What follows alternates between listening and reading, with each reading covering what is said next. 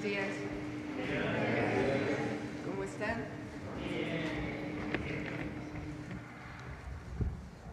Bueno, hoy tenemos mucha información, aunque es viernes, hay mucha información. Siéntense, por favor. Está el maestro Edgar Amador, va a hacer una aclaración de las intervenciones que hizo ayer la Comisión Nacional Bancaria y de Valores de las 3 instituciones financieras. Después está Claudia Curiel, que nos va a hablar de cómo está el Parque Bicentenario, que fue recuperado, y de México Canta, cómo va el concurso de México Canta. Y después está la Procuradora Fiscal, con una información muy importante de deudas fiscales, que son la verdadera razón que está en el fondo de algunas críticas. Entonces vamos con las 3 informaciones, después contesto sus preguntas y después suave patria, como todos los viernes. Adelante, Edgar. Edgar primero. Sí. Buenos días, con su permiso, señora presidenta. Buenos días a todas, a todos. Tras las acciones del Departamento del Tesoro de los Estados Unidos sobre 3 instituciones financieras, la Secretaría de Hacienda y Crédito Público permaneció en monitoreo y consulta permanente y constante con el Banco de México, con la Comisión Nacional Bancaria y de Valores, así como con la Asociación de Bancos de México, evaluando de manera permanente las condiciones del mercado. Tras el cierre de la jornada financiera del miércoles, se constató que las líneas de financiamiento para estas 3 entidades tenían problemas. Con el fin de evitar esta situación y de manera preventiva, la Secretaría de Hacienda y Crédito Público, el Banco de México, el Instituto de Protección al Ahorro Bancario y la Comisión Nacional Bancaria de Valores decidieron llevar a cabo una intervención temporal en la administración de dichas instituciones con el fin de garantizar que no hubiera interrupciones en el sistema bancario y cuidar de manera preventiva también los ahorros de los clientes de esas instituciones. El sistema bancario mexicano no ha experimentado ninguna interrupción, opera de manera normal y se mantiene como uno de los más sólidos a nivel internacional, con índices de capitalización y liquidez superiores a los exigidos por las normas internacionales, lo que permite el funcionamiento adecuado de nuestros mercados financieros. Al respecto, el tipo de cambio se ha mantenido muy estable, en un rango entre 18.85 y 18.95, mientras que las tasas de interés en el mercado local presentaron bajas generalizadas de entre 0.01 y 0.03%, mostrando la fortaleza de los mercados financieros del país. Estas acciones de naturaleza preventiva brindan certidumbre al público ahorrador y a los inversionistas respecto de la confiabilidad de nuestro sistema financiero y bancario, por lo que la comunicación con el mercado y sus actores ha sido fundamental con el fin de que estas instituciones funcionen de manera normal, regular y en estricto apego al marco regulatorio que les aplica. Muchas gracias. Con su permiso, presidenta. Claudia.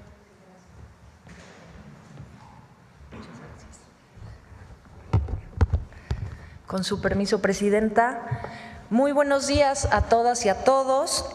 Como menciona la presidenta el día de hoy, voy a hacer 2 anuncios muy breves. Uno va a ser la reapertura del Parque Bicentenario y otro algunos avances de las impresiones de los jurados del concurso México Canta, que próxima semana ya daremos resultados de los 365 primeros clasificados.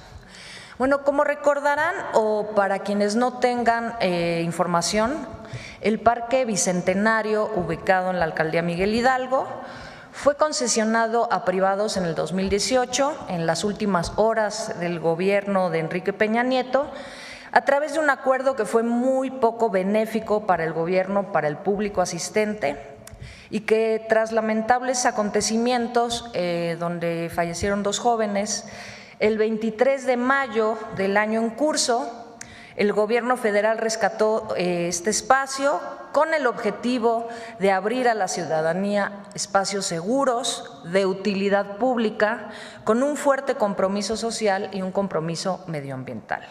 Esta acción se coordinó, por supuesto, que con otras secretarías como SEDATU, INDAVIN, el Instituto de Administración y Avalúos, que es INDAVIN, la Consejería Jurídica Federal y está a cargo de la Secretaría de Cultura. En este sentido, hoy quiero reportar qué fue lo que hicimos estas semanas, porque se abre y se vuelven a abrir las puertas al público la próxima semana. Bueno, de inicio lo recibimos, hicimos una supervisión, se están terminando de dar mantenimiento a las 55 hectáreas del parque, la supervisión también de la mano con Semarnat de pues los 7 ecosistemas, el agua artificial, áreas verdes, los espacios y la pista de correr, que son espacios deportivos.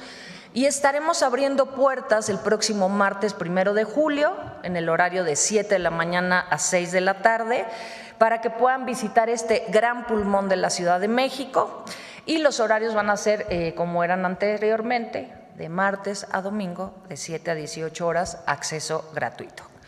Por otro lado, quienes han estado consultando, tienen dudas, principalmente vecinas, vecinos con los que también nos sentamos a hablar, jóvenes, público, familias, incluso promotores y gente que realiza actividades culturales en el espacio, si el parque volverá a tener eventos privados, gratuitos, o simplemente hay mucha duda de cómo vamos a operar este parque.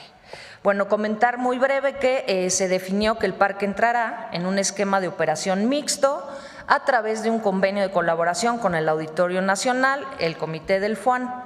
¿Qué es exactamente el FUAN? Pues es un mecanismo de gobierno para toma de decisiones a través de un comité representado principalmente por el gobierno federal, el gobierno de la ciudad y la iniciativa privada, que es consultiva, para desarrollar actividades de alta calidad, como resulta en el Auditorio Nacional, y que los recursos deriven y sean usados principalmente para actividades culturales. Esto va a permitir no solo la sostenibilidad del parque, su mantenimiento, sino que vamos a fortalecer la infraestructura para ofrecer instalaciones seguras para el público, para los promotores. Por lo tanto, va a haber oferta mixta, muchas actividades gratuitas, también privadas, pero siempre con una visión social accesible, por supuesto, y con un compromiso de una política medioambiental instruida, por supuesto, en el marco del Gobierno de México, de la Ciudad de México, y bueno, rescatar un espacio público para el disfrute del pueblo de México como parte del derecho a la ciudad, del derecho a la cultura, pues es fundamental en nuestra visión de gobierno. Para quienes no conozcan el parque, podemos poner un breve video. El Gobierno de México, a través de una acción coordinada entre la Secretaría de Cultura, la Secretaría de Desarrollo Agrario, Territorial y Urbano, el Instituto de Administración y Avalúos de Bienes Nacionales y la Consejería Jurídica del Ejecutivo Federal, rescatan el Parque Bicentenario por utilidad pública para la ciudadanía. El parque cuenta con 55 hectáreas de áreas verdes, 7 ecosistemas que se supervisan en colaboración con Semarnat, un lago artificial, jardines temáticos y espacios deportivos de acceso gratuito. Este próximo martes 1 de julio se abren las puertas a vecinas, vecinos y público en general, de martes a domingo de 7 a 18 horas. Nuestro compromiso es garantizar espacios seguros para el disfrute de todas y todos sus visitantes, así como fortalecer y concientizar sobre el cuidado medioambiental. Gobierno de México. Bueno, pues es un parque maravilloso y luego estaremos informando de las actividades culturales. Y vecinas, vecinos, ya se abre el próximo martes 1 de julio. Sobre México Canta, este gran concurso por la paz y contra las adicciones. Ya próxima semana vamos a hacer una primera presentación de ese talento. Estamos muy cerca de dar los resultados de los primeros 365 clasificados de este concurso binacional, que cerró su convocatoria el pasado 30 de mayo con más de 15,000 jóvenes de México y de Estados Unidos. Recordemos que es un concurso para cantantes, intérpretes o cantautores, y que es una iniciativa del Gobierno de México en colaboración con importantes artistas, compositores, intérpretes, gente de la industria, para impulsar la nueva música mexicana. ¿Qué es la nueva música mexicana? Pues es el interés de toda pues este grupo del gobierno de generar nuevas narrativas que no tengan que basarse en la apología de la violencia, inspiradas pues en el profundo talento que hay en México, y para fortalecer algo que es muy importante, la tradición de los géneros, ritmos y raíces de las distintas regiones de nuestro país, que hoy son primeros lugares en el mundo. Entonces, ese es el objetivo. Estamos ya en la segunda fase, que es la de clasificación, y esto se hizo la primera etapa a través de una revisión virtual. Hay más de 60 ahorita jurados que han estado calificando día y noche más de los 15,000 participantes. Les quiero agradecer muchísimo. Son del Consejo Mexicano de la Música, de la Sociedad de Autores y Compositores. Agradecer muchísimo a Regina Orozco, a la cantautora Mónica Vélez, Miguel Trujillo, presidente del Consejo Mexicano de la Música, el productor Javier Ramírez y más de 50 más que han estado participando ahí día y noche. Próximo 4 de julio anunciaremos ya estos primeros 365 clasificados. Como vienen, son 10 por estado de México y 15 por 3 regiones de Estados Unidos para abarcar a nuestros hermanos y jóvenes mexicano-estadounidenses. ¿En qué vamos? Pues ya va más allá del 50% de calificación. Y pues se han basado principalmente en la voz, las letras, la afinación, así como pues la fuerza de los proyectos creativos. Ahorita vamos a ver un pequeño video de los jurados y ya la próxima semana les prometemos que tenemos ya un video de los clasificados. Habrá un micrositio para que ustedes de manera libre puedan ver a esos 365 clasificados. Y bueno, sí mencionar, reiterar que es impresionante el talento que hemos encontrado.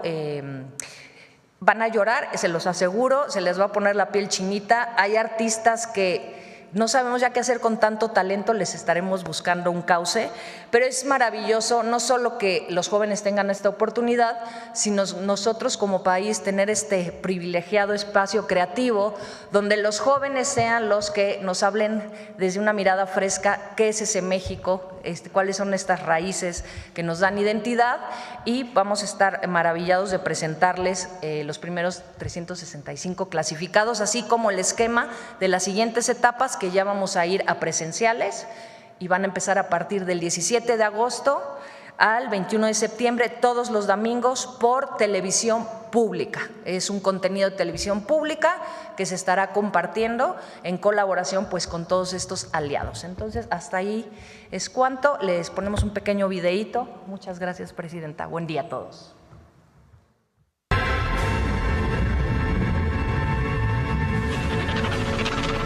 México canta por la paz y contra las adicciones. Hola, yo soy Regina Orozco y soy cantante. Además, voy a ser jurado de México Canta. Bueno, acabo yo de ver ahorita unos videos. De verdad, nos pusimos a llorar, la piel se me hizo chinita. Más de 15,000 concursantes, chicas, chicos, de México, de allá de Estados Unidos, binacionales. Son 3 categorías: cantautor, intérprete y autor. Van a ver qué joyas. Y bueno, hay que llenar de amor este país. ¿Y cómo se hace? Con música, con corazón y pues con todas estas talentas que tenemos. Soy Mónica Vélez, compositora.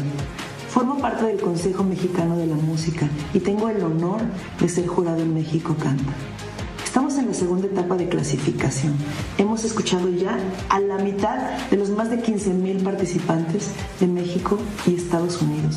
Y hemos encontrado música maravillosa, inspiradora, necesaria, de jóvenes talentosos, canciones hermosas de todos los géneros como bolero, mariachi, pop, corridos propositivos, rap, son, guapango y fusión. El 4 de julio, con muchísima emoción, daremos a conocer los 365 clasificados de las 6 regiones del festival. Gracias por sumar tu voz. Hola, soy América Sierra, soy cantautora sinaloense y formo parte del jurado de este gran concurso México Canta. Estoy muy contenta y muy emocionada de descubrir tanto talento mexicano que estoy segura que ocupará un lugar importante dentro de la industria de la música. Soy Francisco Javier Ramírez, productor musical, miembro del Consejo Mexicano de la Música y ahora orgullosamente jurado para México Canta. En lo que llevamos del proceso, hemos escuchado más de la mitad de las 15,000 canciones que nos enviaron los participantes de México y Estados Unidos. Sabíamos que íbamos a encontrar talento, pero vivirlo, palparlo, escucharlo, realmente es algo que nos emociona, nos llena de orgullo.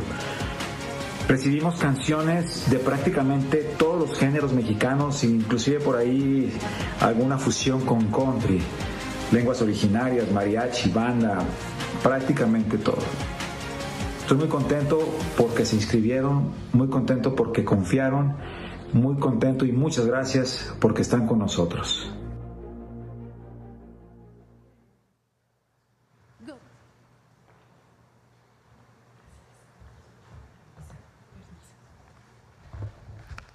Buenos días a todas y a todos. Gracias. Pues, en efecto, hoy queremos informar una situación de profunda relevancia para México. Tenemos que hacer esta evidencia de un grupo empresarial que actualmente se encuentra con temas, como muchos, en la Suprema Corte de Justicia de la Nación, pero que han sido temas pues bastante complejos. Por favor, siguiente, si son tan amables. Es muy importante comentarles que este grupo empresarial tiene 32 juicios con más de 74,000 millones de pesos en litigio. Ahorita vamos a analizar cuántos años tiene litigando estos 74,000 millones, porque se han ido acumulando. Son casos que se tienen en todas las instancias del Poder Judicial, desde la Suprema Corte de Justicia, los tribunales colegiados, los juzgados de distrito y también en los tribunales administrativos, el Tribunal Federal de Justicia Administrativa. Siguiente, por favor. Tenemos el desglose específico, tenemos 3 juicios en la Suprema Corte de Justicia, que solo en ellos tenemos contenidos más de 26,000 millones de pesos, 5 juicios delicados en tribunales colegiados de circuito con más de 20,000 millones de pesos y en el Tribunal Federal de Justicia Administrativa, que es la primera instancia antes de llegar a los tribunales colegiados, 11 juicios con 8,000 millones de pesos. Otras instancias ventilándose en el sistema de administración tributaria con 13 instancias o 13 juicios son 20,000 millones de pesos, que suman estos 74,000. Siguiente, por favor. Vamos a platicarles de estos 3 juicios en la Suprema Corte. Solo los 3, ya habíamos mencionado, son 26,000 millones de pesos. Y representan la tercera parte del adeudo total de este grupo. Y la última ronda, porque hemos tenido varias oportunidades en la Suprema Corte, ahora vamos a ver por qué. Tenemos ya en esta última ronda más de un año de antigüedad de litigio con estos temas. Por favor, siguiente. Muy bien, lo que es muy importante comentarles es que, como a todos los contribuyentes, todos tenemos garantizado por las leyes fiscales y por los procesos fiscales y procesales las garantías de audiencia y de debida defensa legal en todas las etapas que decidamos interponer en contra de determinaciones del fisco. Entonces, en las etapas de auditoría tengan la certeza, tanto de los recursos administrativos y de juicio de nulidad, que estas leyes fiscales siempre nos protegen a todos los contribuyentes, ya seamos grandes o de pie, siempre van a garantizar la oportunidad de aportar pruebas y exponer nuestros argumentos de defensa. Y así ha sido, este grupo no ha sido sujeto de excepción. Y de igual forma, en los amparos y ante la Suprema Corte de Justicia, se cuenta siempre con la oportunidad de argumentar la defensa necesaria. Siguiente, por favor. Ahora, vamos a el año en que debió de haberse pagado de inicio este cúmulo de impuestos. Tenemos El más antiguo en Suprema Corte, el ejercicio en que debió de haber pagado es en el 2008, así que hace 16 años que se presenta un incumplimiento. ¿Cuántos juicios y cuántos recursos se han interpuesto para evitar el pago de estas cantidades? 22. Lo que debió de haber pagado en 2010 se ha retrasado por 14 años, utilizando 10 juicios e instancias diversas. Y en 2013, de igual forma, 11 años de retraso, con 29 juicios y diversos recursos. Ha ido aumentando la fuerza del litigio y la fuerza del uso en exceso de las instancias con que cuentan. Siguiente, por favor. En esta línea de tiempo vamos a observar solamente el primer juicio o el primer asunto. El impuesto debió de haberse pagado en se generó en 2008, así que en 2009 debió de haberse pagado el cúmulo de contribuciones.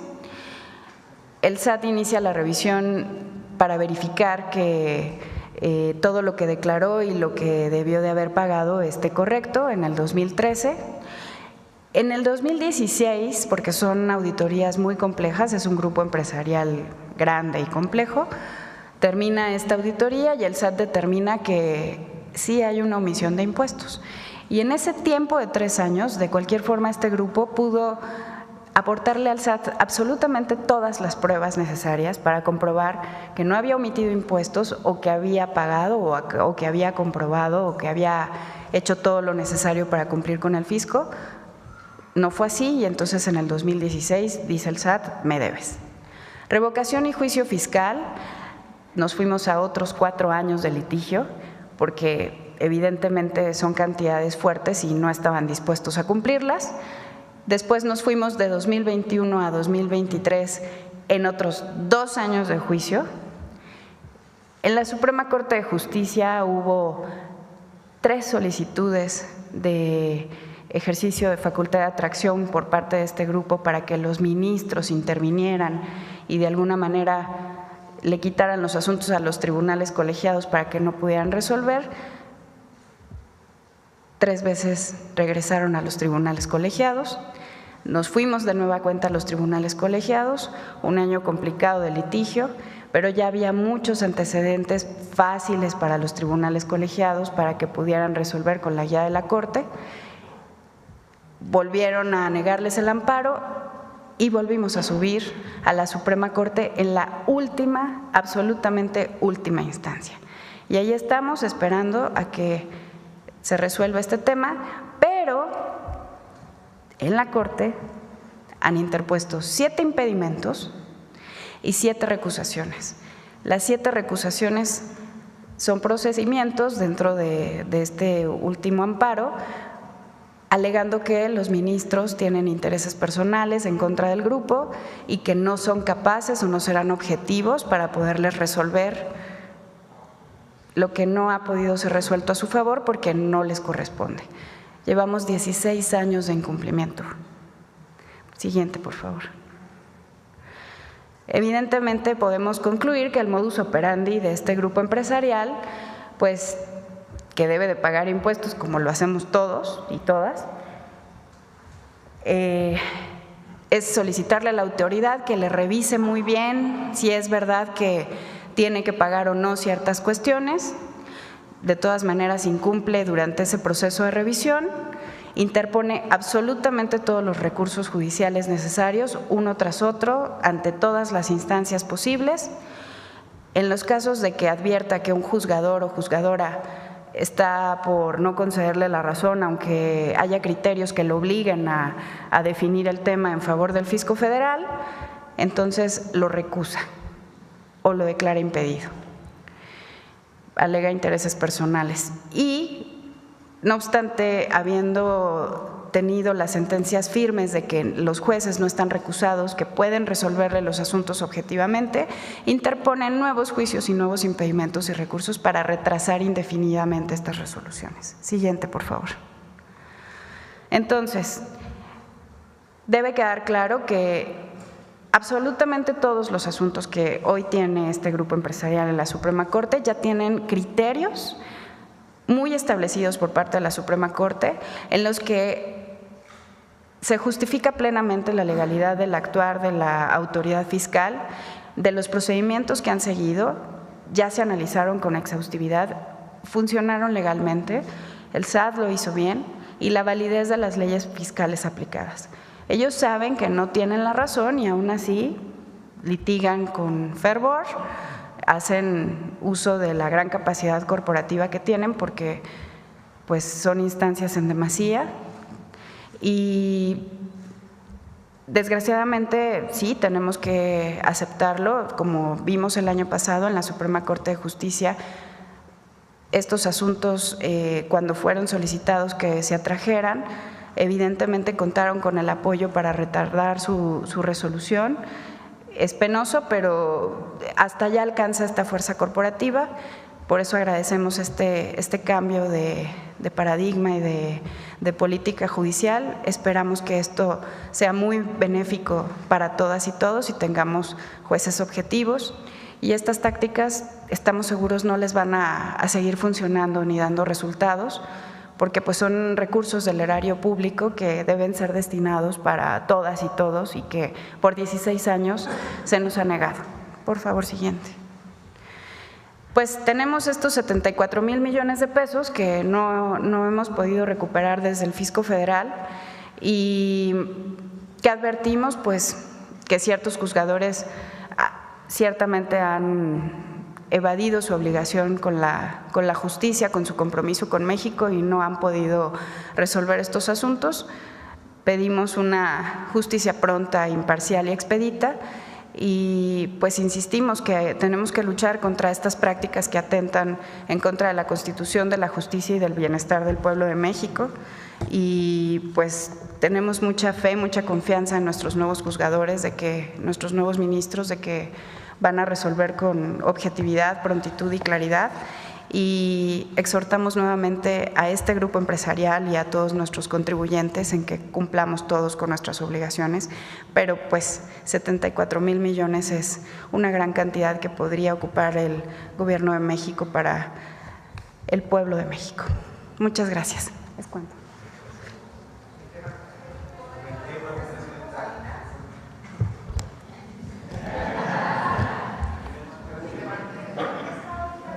Sobre el tema.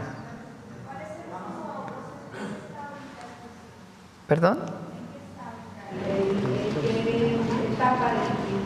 ¿En qué etapa están los juicios, Procuradora Fiscal?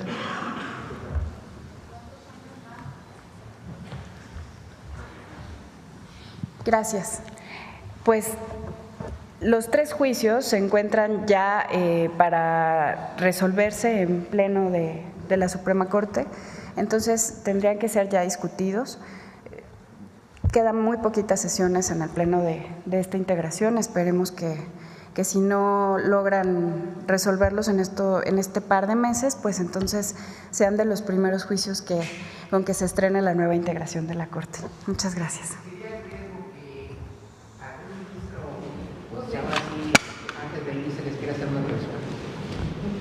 Sí, sí, es que sí. Este es el fondo de por qué están en contra de la elección al Poder Judicial. ¿Por qué tanta motivación, tanta crítica, tanto enojo en contra de la elección al Poder Judicial? Pues porque tenían vínculos con muchos ministros y ministras que permitían pues aletargamiento en la decisión o una decisión que pudiera ser favorable a este grupo, que sería ahora sí que la injusticia llevada a la máxima expresión. Entonces es importante que toda la gente sepa que esta andanada que se ha hecho de críticas contra la elección al Poder Judicial, que provienen en mucho de medios de comunicación, en particular de uno, pues tiene que ver con que no quieren pagar impuestos y quieren que continúe pues este régimen de corrupción y privilegios que los protegía. Entonces hay que hacer esto público porque le queda a esta Corte hasta el 1 de septiembre. El 1 de septiembre entran los nuevos ministros y ministras de la Corte. Entonces, inclusive imagínense, no son juicios que vengan ni del gobierno del presidente López Obrador ni de nuestro gobierno, sino impuestos que no se han pagado desde hace 16 años y que prefirieron tener una cantidad de abogados y vínculos corruptos con jueces, con magistrados, con ministros, que les han evitado pagar impuestos. Pero van a pagar los impuestos. Porque no creo que la Corte de los ministros que están ahora pues se vayan a atrever a hacer algo en contra del pueblo de México. Entonces es importante que se conozca, que se sepa cuántos juicios hay, 74,000 millones de pesos. Y el fondo de la crítica al Poder Judicial o a nuestro gobierno, porque todos los días es una retahíla tremenda contra nosotros. ¿Qué los motiva?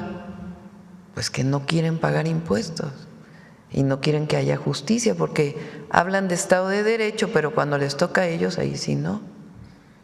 O hablan de libertad, pero cuando alguien los critica, entonces ejercen todo su poder en contra de quien no está de acuerdo con ellos. Ustedes han sufrido, muchos de ustedes, denuncias directas.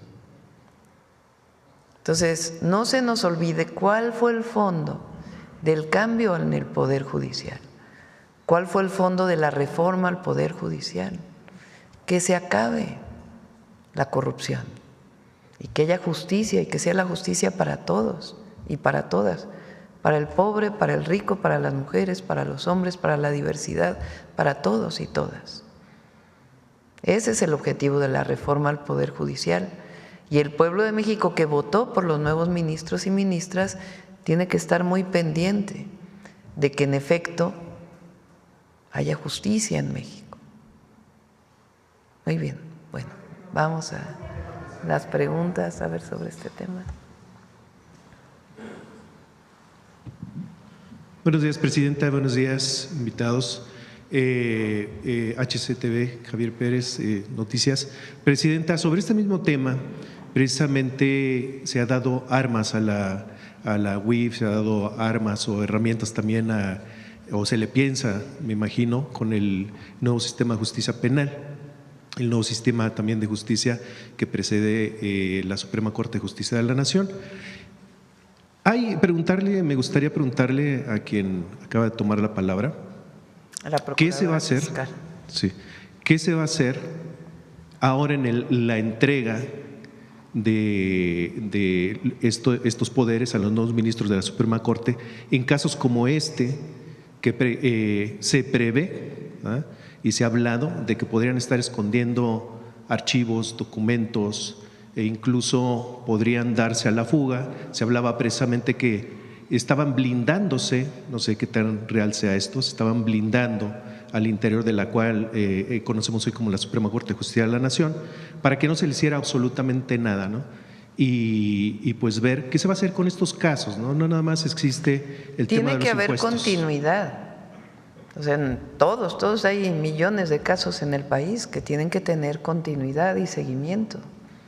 No es que lo que había antes ya no se va a proceder a su proceso jurídico. Y en particular en esto, lo que tiene la Corte, pues ahí están todos los casos. No sé si quieras comentar algo, Griselda. Gracias. Gracias.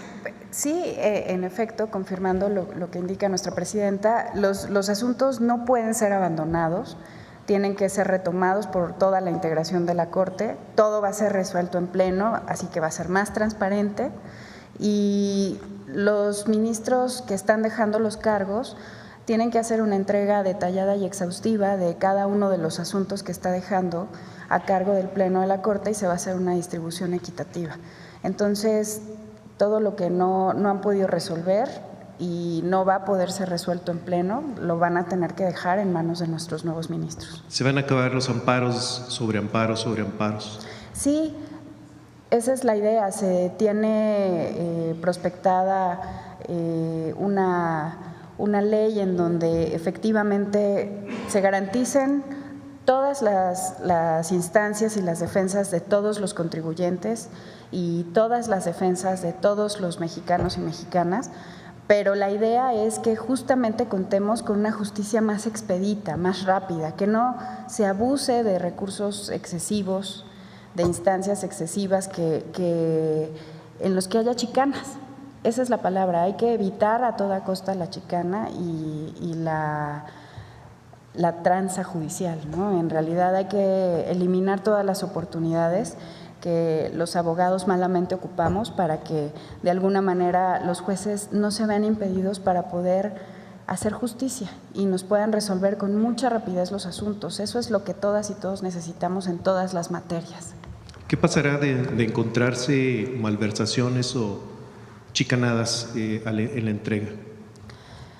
Bueno, pues las autoridades del Poder Judicial tendrán que hacer lo propio y tienen toda la facultad expedita. Todos como servidores públicos tenemos la obligación de llevar a cabo nuestra actividad de manera legal y en caso de que se encuentren ilegalidades, pues esperamos que, como todos los servidores públicos, seamos sometidos al cumplimiento debido de la ley y entonces tendrán que ser acusados ante las autoridades administrativas, pero si corresponde el ejercicio de una acción penal, pues también esperemos que sea denunciada.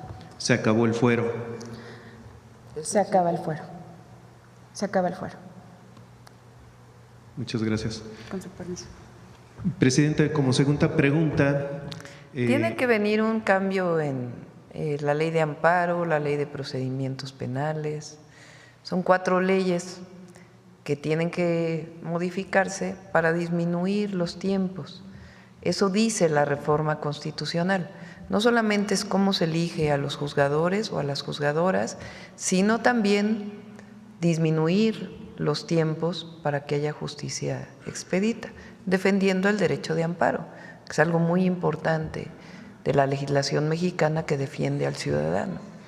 Entonces, esas leyes se están presentando al Congreso y viene un proceso de discusión para poder ser aprobadas en el periodo ordinario de septiembre, después de este periodo extraordinario. Presidenta, como segunda pregunta y derivado del nuevo sistema de justicia penal que tenemos desde el 2008, ¿verdad?, que se da después de un decreto en el 2008 precisamente, que arranca en Ciudad Juárez en el 2006 y se hace el decreto en Juárez, en Chihuahua, en 2007, 1 de enero de 2007. Ahora con la nueva Suprema Corte se busca que todo sea, como acaba de usted de enterar, rápido, expedito la justicia para todos los ciudadanos y que sea pues de una manera los juicios como se debió haber planteado, orales, rápidos, llegar a acuerdos.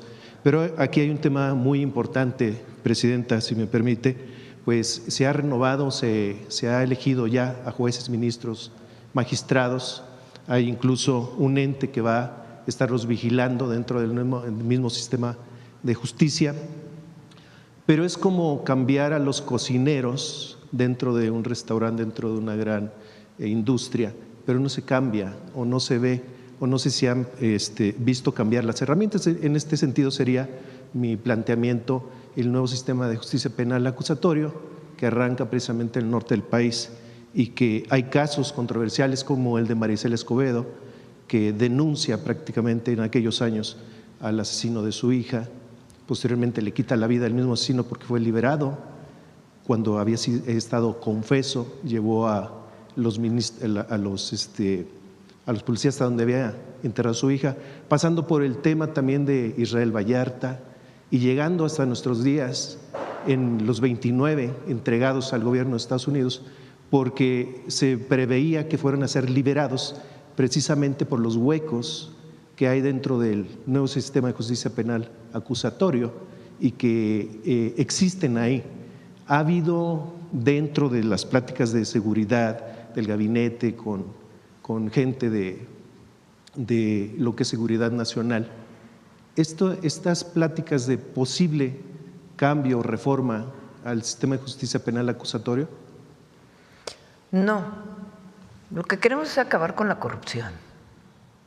Eso quiere el pueblo de México, no es solo un asunto del gobierno de México, porque no tiene que ver necesariamente con huecos en la legislación, sino con un procedimiento que permite la ley de amparo y otras leyes que sean pues estos largos procesos en donde se abusa de estos procedimientos. Entonces, por eso viene pues pronto ya estas leyes que, repito, siguen teniendo como base la defensa del ciudadano, que el amparo es algo fundamental en nuestro sistema judicial. El tema es que se ha abusado tremendamente de él, como este caso, 16 años sin pagar impuestos. Se han encontrado argucias para… Y corrupción, hay que decirlo como es. ¿Cómo dijiste, Grisel? No, y luego tranza judicial. Chicanadas. Pues sí. Entonces, hay que darle el espacio a los nuevos juzgadores para que demuestren que se pueden hacer las cosas distintas, y la modificación de las leyes para que los tiempos cumplan con lo que establece la Constitución. Y yo creo que todos los mexicanos y mexicanas nos vamos a sentir orgullosos de haber cambiado el Poder Judicial. En tercera pregunta, Presidenta, si me permite, ayer, después de las declaraciones que hizo usted aquí en la mañanera de que México no es piñata de nadie, en la noche Donald Trump ofreció una conferencia de prensa y pues previendo un presupuesto que él está pidiendo allá a los congresistas de su país, habla de que pues va a levantar el muro, va a seguir construyendo el muro, va a meterle impuesto sobre impuesto a las remesas, prevé pues fortalecer lo que es lo que se conoce con la migra, 13,000 agentes más, 10,000 más para el ICE, de una forma como se podría decir como una respuesta, ¿no? No fue una respuesta, porque eso lo ha dicho que va a deportar muchas veces 1 millón de migrantes al año, que es lo que pretende. Sí. Su opinión acerca de esto. Pues a ver, vamos a poner el video de nuestros hermanos migrantes para…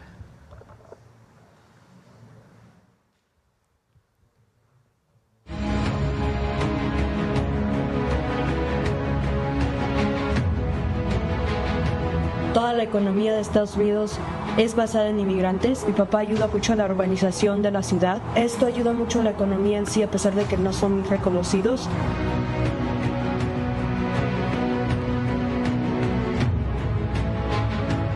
Mi papá es un constructor de casas. Yo sé que mi papá está contribuyendo al gobierno porque él es el que se la pasa construyendo las casas, los edificios, las escuelas. Yo sé que mi mamá limpia casas y hace los taxes a tiempo, y ella está contribuyendo en la economía, dando el dinero que no se le está regresando porque es una persona indocumentada.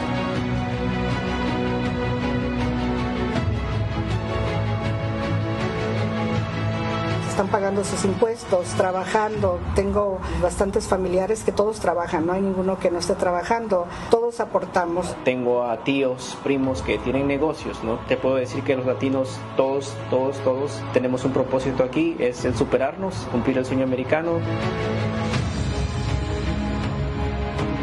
Porque yo he visto a mi mamá cómo trabaja, le duele, le cuesta. Limpiando edificios de 3 pisos, 4 pisos, ella moviendo con su carrito y máquinas pesadas. Yo quiero ser alguien grande para que ella no esté trabajando. Quiero hacer mi propio negocio. Un latino nunca se rinde.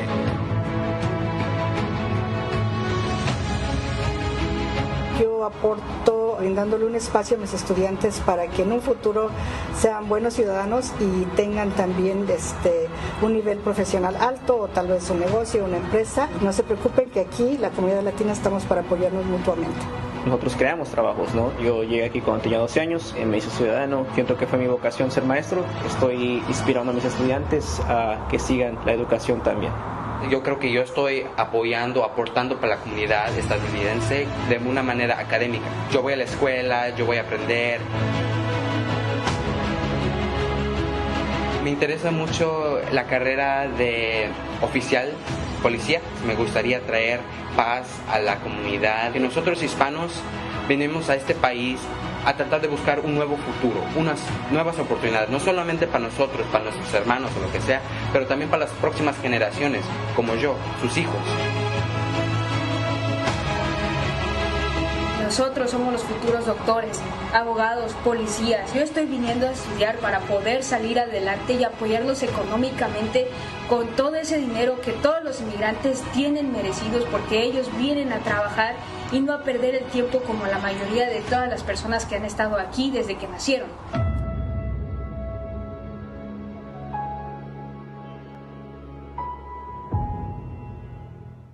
Ahora pone el otro, el de los que vinieron a cantar aquí, que nos lo mandaron.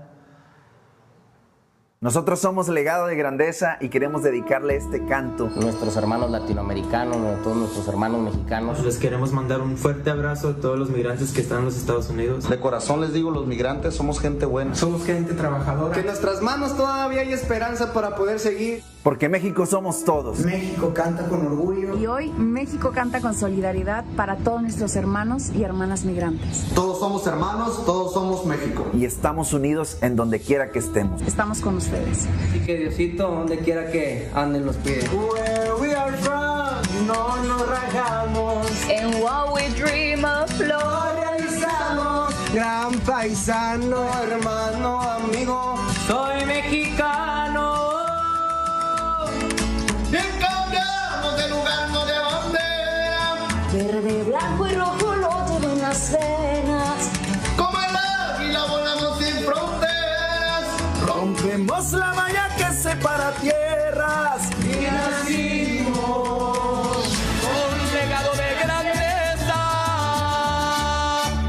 Nosotros los mexicanos somos fuertes y unidos. Siempre nos apoyamos y nunca nos rendimos. Y gracias a su sacrificio de mis papás, han hecho nuestro futuro mejor. Y así como yo, habemos muchos jóvenes que salimos adelante. Porque nuestras raíces son muy fuertes. Trabajadores, luchadores y llenos de esperanza. Un legado de grandeza.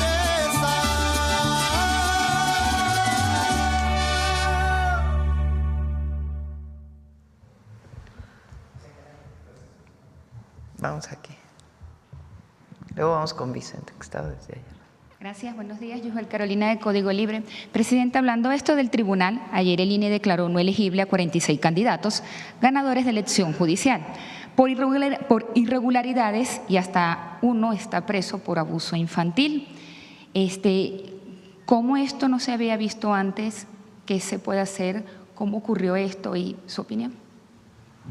Pues es una decisión del INE.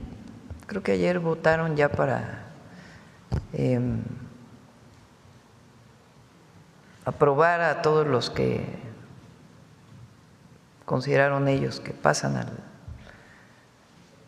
a ser jueces, magistrados y ministros, y hubo un buen debate. Y viene la decisión del tribunal, y ya, para que entren los nuevos jueces, ministros de la Corte. Esto fue, por lo menos además de este señor de Veracruz, no es el que está detenido, pero también hay otros casos como el de La Luz del Mundo y esto, pero pueden seguir ocurriendo. Es en el 0.03% de los que se eligieron, sin mal. Creo que tengo, si no me equivoco, es el 0.03%. Recuerdan que yo había dicho antes de que fuera la elección, que si había habido denuncias en las redes, dije, sería bueno que el INE revisara previo a la elección, o el tribunal, si es que había algún problema con alguno de los candidatos y candidatas. Tomaron la decisión de hacerlo después, yo creo que deberían de haberlo hecho antes, ¿verdad?, de la votación. Pero bueno, es el punto 03 y ya pasa a la decisión final del tribunal y ya entran los nuevos juzgadores. ¿Cree que influyó los acordeones? No. Yo pienso que esta revisión deberían de haberla hecho ellos antes de la votación. Está por ahí varias veces que lo mencioné aquí en la mañanera.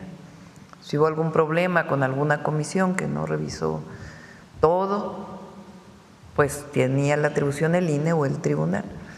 Toman la decisión de hacerlo después, pienso yo que debería de haber sido antes, ¿no?, porque finalmente fueron votados.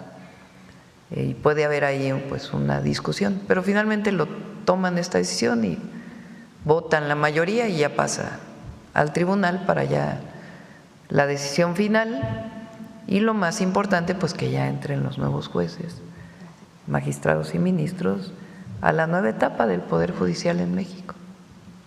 Presidente, en otro tema, usted ayer se reunió con la jefa de gobierno Clara Brugada, los gobernadores de Nuevo León y el de Jalisco para coordinar los preparativos de la Copa Mundial. ¿Nos puede dar detalle de esto?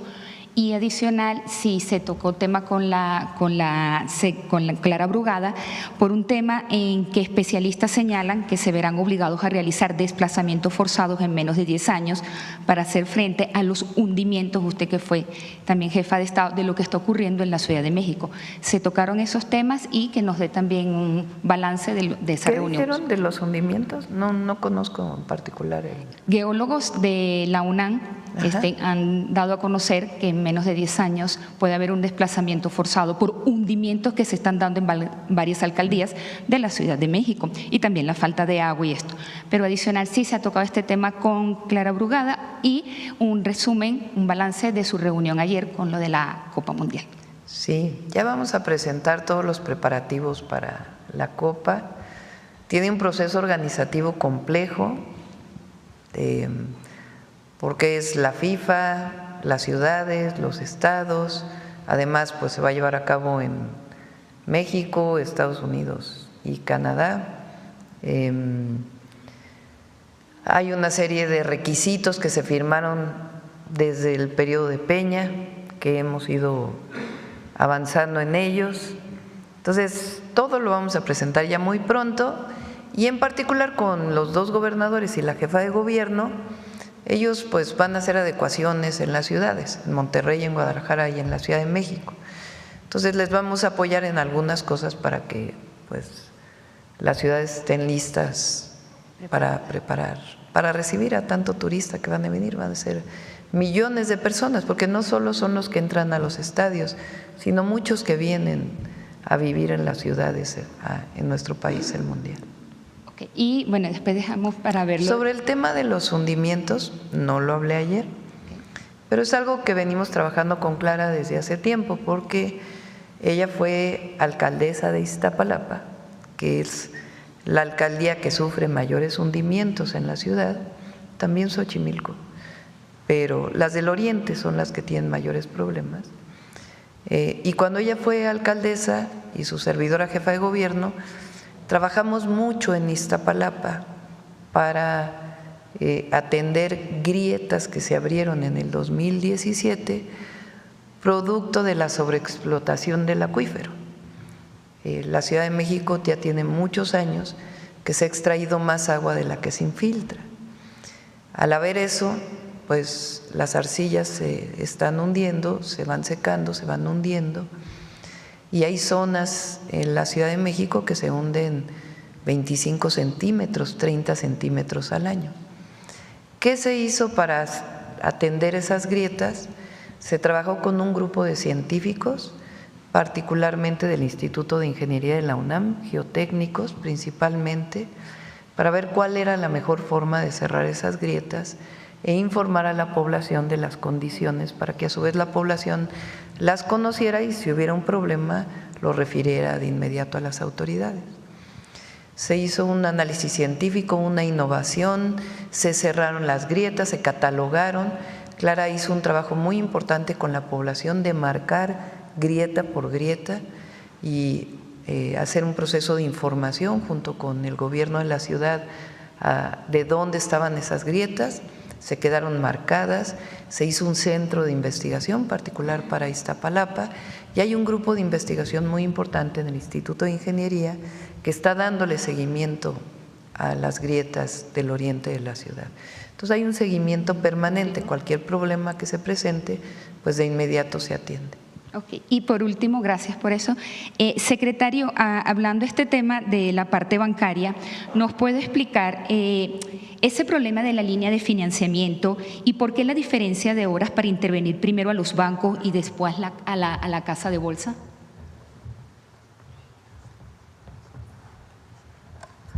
Como se especifica en los boletines, son dos procedimientos distintos, son dos leyes distintas. En el caso de los bancos es la Ley de Instituciones de Crédito, en el caso de la Casa de Bolsa es la Ley del Mercado de Valores. Entonces son dos legislaciones distintas. Como platicábamos, hubo problemas en el financiamiento, en las líneas de financiamiento para algunos de los intermediarios bancarios y lo que se decide es una intervención temporal con el propósito de restaurar la confianza, que fluya la liquidez y que no haya afectación a los ahorradores. Okay. Y por último, usted sabe que el PRI pide que comparezcan ante el Senado, que usted comparezca y también el presidente de la Comisión de Valores, ¿qué le responde? Las decisiones son estrictamente técnicas y el objetivo es restaurar la confianza, que no haya ningún problema con el financiamiento y la liquidez en el sistema financiero. El mercado bancario del país está funcionando de manera normal, sin ninguna interrupción. Como ven en los indicadores macrofinancieros, el tipo de cambio, la tasa de interés, no hay absolutamente ninguna interrupción. El Banco de México bajó la tasa 50 puntos básicos ayer y las tasas de mercado se redujeron de manera concurrente. Entonces, no hay absolutamente ninguna interrupción, hay confianza en el país, en el sistema bancario, no hay absolutamente ninguna disrupción. Muchas gracias. ¿Por qué no dices que se esté en contacto con la Asociación de Bancos? ¿Sí? Como lo mencionamos en el inicio, estamos de manera permanente a partir de estos eventos con la Asociación de Bancos de México, con el Banco de México, con todos los reguladores bancarios, para monitorear de manera constante que haya alguna interrupción, pero hasta el momento no ha habido absolutamente ninguna interrupción significativa. Es una intervención temporal, solamente gerencial para la administración, para garantizar que todas las condiciones de liquidez funcionen de manera normal y vamos a ir evaluando y en el momento en que se considere adecuado restituir las condiciones originales se tomarán, pero no hay un periodo definitivo, pero hasta el momento no hay absolutamente ninguna disrupción.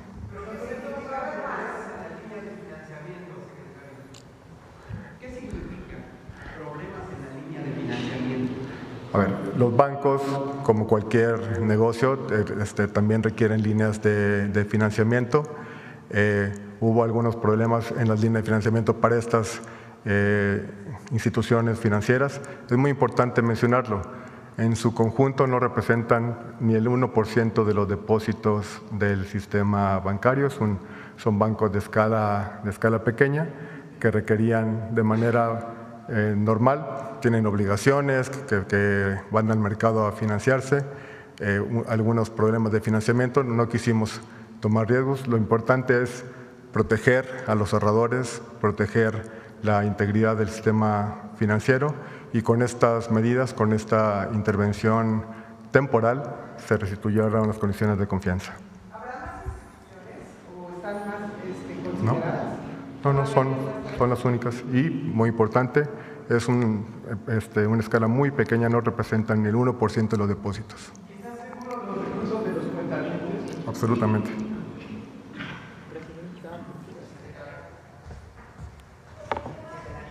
A ver, Vicente, que está desde ayer. Gracias, Presidenta. Buenos días a todos los compañeros, compañeras, invitados. Vicente Serrano, conductor de Sin Censura TV. Presidenta, En las últimas 2 semanas hemos estado dando cobertura desde el lugar de la noticia en Sin Censura, con las redadas, los operativos y las protestas. Y me gustaría preguntarle cuál es el panorama que le plantea el canciller, los cónsules, el embajador, de lo que está ocurriendo, porque estará usted de acuerdo que esta cacería no se puede evaluar solamente con números.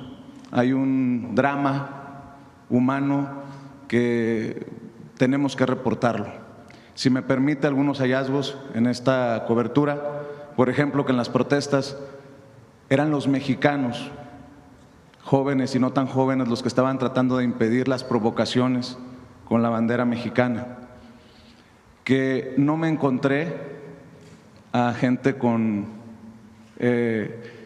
el viático pagado por usted para ir a manifestarse, pero sí me encontré a simpatizantes de Morena haciendo trabajo muy loable que se necesita en la comunidad, como buscar y encontrar a los familiares de estos detenidos y detenidas para llevarlos al consulado, como lo hace el Comité Coalición Juntos Seguimos Haciendo Historia de Los Ángeles, que creo que están buscando ayudar en lo que no ha podido, me imagino que porque están sobrepasados en el Consulado General de México en Los Ángeles.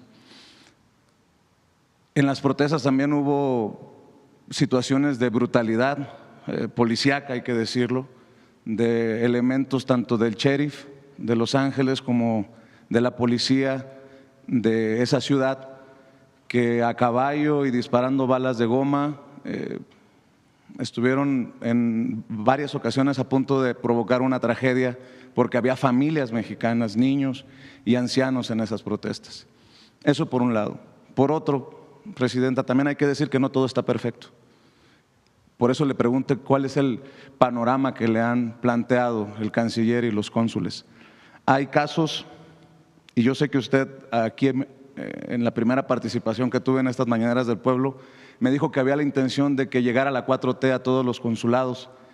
Ya llegó la 4T a todos los consulados con este humanismo mexicano, porque hay quejas de que no necesariamente hay una empatía generalizada hacia las familias de los detenidos y detenidas. Tengo el caso, por ejemplo, del señor Ambrosio Lozano Grande, un paletero que fue levantado por estos agentes de inmigración y dejaron su carrito de paletas frente a una iglesia, y les ha costado a la familia encontrarlo primero y saber cuáles son sus condiciones. Y no encontraron una gran empatía, que digamos, en los trabajadores del Departamento de Protección del Consulado de Los Ángeles, California. O el caso que esta semana también planteaba en Sin Censura de la señora Florencia Hernández San Germán, que en San Bernardino estaba vendiendo naranjas y se la llevaron y tenía 9 o 10 días, espero que ya se haya corregido esta situación, y no había recibido apoyo consular, no habían ido a entrevistarla por parte de los funcionarios del consulado en San Bernardino. Y se lo digo con el afán de contribuir, Presidenta, que se le cumpla de mejor manera a esta comunidad que a nosotros nos da de comer y que también ayuda a la grandeza de México y obviamente de Estados Unidos. En ese sentido, para escuchar sus reflexiones y sus opiniones, sus comentarios, Presidenta, tenemos conocimiento de casos de violación de derechos humanos. Creo que ya hay suficiente tiempo para ir analizando esta situación. Tengo entendido que no tienen la mejor alimentación, que no tienen las mejores condiciones, ya que están en los centros de detención, ni siquiera para dormir, que están pasando frío y que hay una situación de no localización de estos paisanos y paisanas de inmediato. ¿Por qué? Porque a pesar de que me dijo el cónsul de Los Ángeles, Carlos González Gutiérrez, que no tenía denuncias sobre estos enmascarados que llegan en autos sin logotipos y que parecieran estar secuestrando a estos paisanos y paisanas, pues yo le pregunto a usted, ¿ya le informaron de quiénes son? ¿Son verdaderamente agentes de la migra? ¿Son cazarrecompensas, como se ha estado mencionando por parte de la comunidad? Porque si no le ha llegado la denuncia al cónsul creo que se debería de abrir una investigación de oficio, porque está por todos lados esta denuncia, Presidenta, y ese temor que tiene a mexicanos y a mexicanas escondidos en sus casas, como las dos hijas de don Jorge, un taquero, hoy mariachi, de Michoacán, que me fue a saludar y me dijo: mis dos hijas no pudieron ir a la graduación de sus hijos, tuvimos que ir los abuelos, cerraron sus negocios y no salen ni para el supermercado, nosotros les tenemos que llevar las cosas. Perdón por haberme extendido, Presidenta, pero este es el claro ejemplo de que no podemos evaluar la situación en blanco y negro. Hay muchas cosas que se tienen que tomar en cuenta.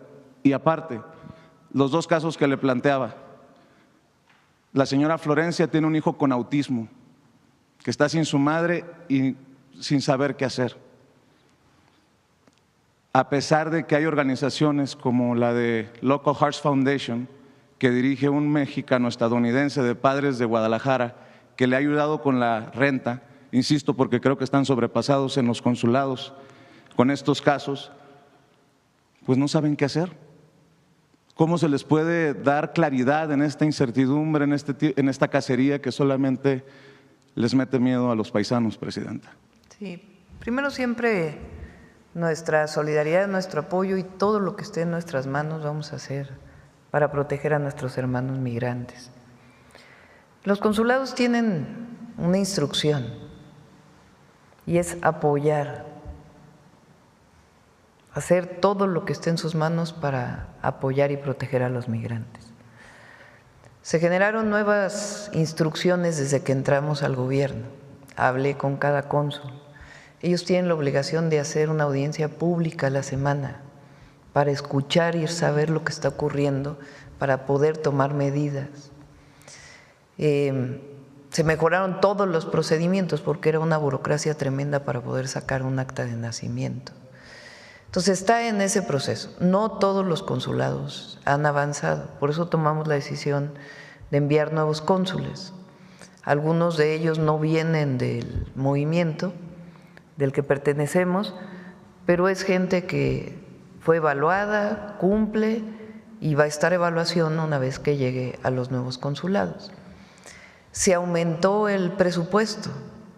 Hay una idea del PAN que ha estado diciendo, particularmente Anaya, de que se redujo a la mitad del presupuesto de los consulados. Esto es falso. Los consulados tienen dos fuentes de financiamiento, una directa del presupuesto público y otra de los propios recursos que ellos generan.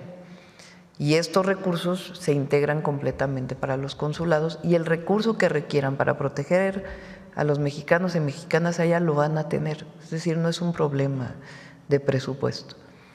Entonces, hay un equipo de trabajo que estoy enviando a cada consulado desde el gobierno de la Agencia de Transformación Digital para ver cómo están funcionando los consulados y qué más podemos hacer. Y sobre todo lo que hemos pedido es que se vinculen con estas redes de apoyo que tienen nuestros hermanos migrantes, que tienen muchísimos años y que eso nos va a permitir pues tener mucho mayor conocimiento. ¿Qué otra instrucción tienen? Tienen que ir por lo menos una vez al día a cada centro de detención de ICE o de CBP para poder saber cuántos mexicanos hay, en qué circunstancias están, darles la línea telefónica de apoyo para que puedan comunicarse con sus familiares. Entonces está todo este procedimiento en puerta, le doy seguimiento incluso cada 15 días, si es necesario, pues le puedo dar seguimiento diario, pero está toda la voluntad y tenemos que ir quitando toda esa burocracia que quedó del servicio exterior mexicano, en donde los consulados supuestamente pues eran para tener relación con la ciudad, con el Estado, y no su función principal, que es proteger a nuestros hermanos migrantes. Entonces, en ese proceso estamos y cualquier denuncia, cualquier problema que haya, por supuesto lo atendemos. Esa es nuestra obligación y lo vamos a seguir haciendo. ¿Sabe de estos cazarrecompensas? ¿Qué le han informado? No tenemos información, pero informamos. Quiero decir que el número de personas deportadas desde que empezó este último proceso del gobierno de los Estados Unidos, a la fecha son 252, ¿es así? 252. ¿Quién? Sí. 252. Tienen que entrar a México, evidentemente, y al entrar a México pues son registrados por migración. O vienen en avión o vienen directamente desde la frontera norte. Siguen todos los centros de atención en la frontera norte. Se reforzó el centro de atención de Tapachula, de Villahermosa y del Aeropuerto Internacional Felipe Ángeles para recibirlos en caso de ser deportados y que tengan todo el apoyo del gobierno. Y en particular esto que mencionas, pues voy a pedir que se investigue mucho más y que se presenten las denuncias, en todo caso en Estados Unidos, de actos que no sean legales. Me sorprende, con mucho respeto le digo, que el canciller no le haya informado, porque ya en California incluso han presentado una iniciativa de ley para prohibir que vayan enmascarados, que la autoridad tiene que mostrar el rostro. Lo revisamos. Y sobre los casos de parte nuestra nunca vamos a decir estamos haciendo, es suficiente. Si nuestros hermanos allá están solicitando más apoyo, les vamos a dar todo el apoyo que requieran. Eso de parte nuestra no va a haber, no vamos a escatimar en el apoyo a nuestros hermanos migrantes, nunca. Sobre los casos de presunta violación de derechos humanos, Presidenta. Se presentan las denuncias en Estados Unidos. ¿Ya hay casos? Hay casos. Los presentamos aquí, voy a pedir al canciller que los presente. Hay casos de violación a derechos humanos y se presenta la denuncia en Estados Unidos. Ampliamos la red de abogados que apoya a los migrantes. Por cierto, ¿por qué no ponen la línea de apoyo? Ampliamos la línea de apoyo, se generó un esquema para que los teléfonos de los consulados donde a veces habla la gente tengan línea directa con esta línea que está 24/7 trabajando para que puedan tener toda la información, tanto de qué hacen, en qué momento, como si requieren apoyo, que de inmediato el consulado los vaya a apoyar.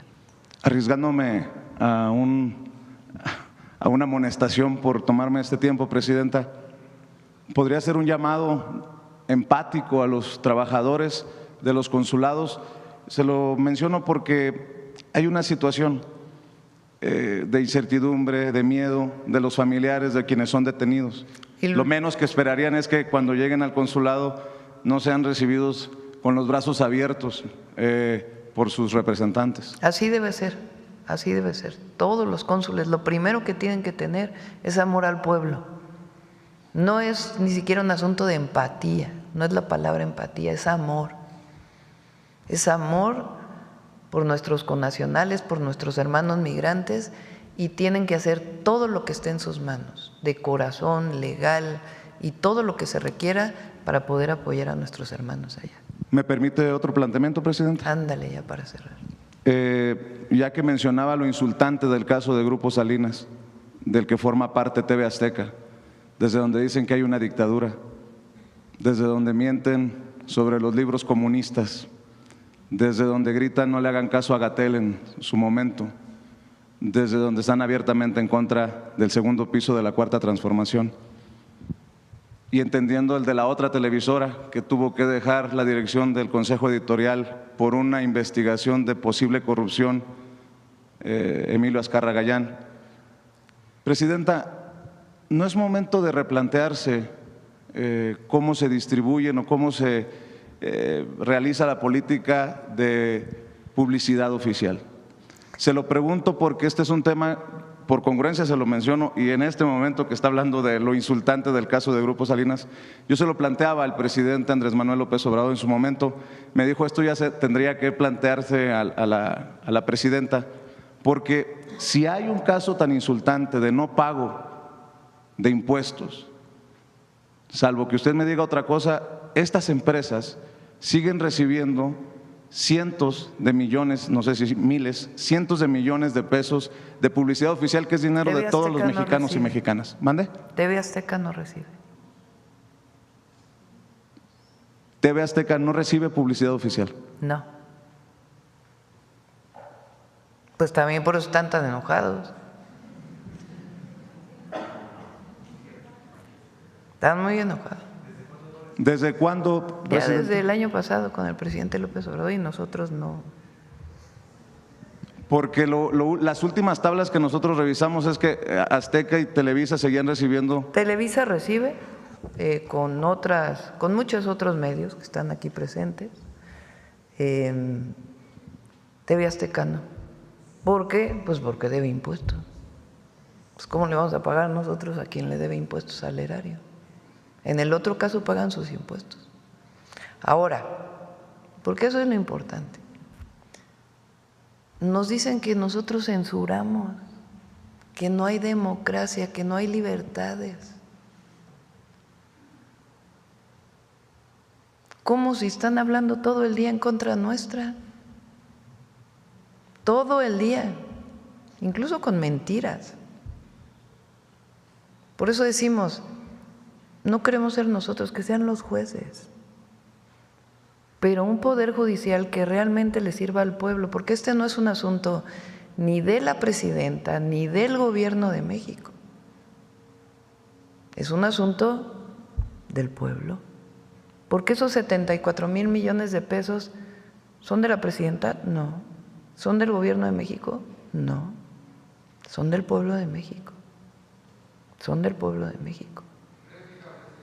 Y para cerrar, presidenta, ¿qué opina de la cárcel para migrantes que se está construyendo en Florida, que le llaman la Alcatraz de los Caimanes, que me parece de la crueldad más absurda para albergar a por lo menos 5,000 inmigrantes rodeados de caimanes como los tiburones en Alcatraz?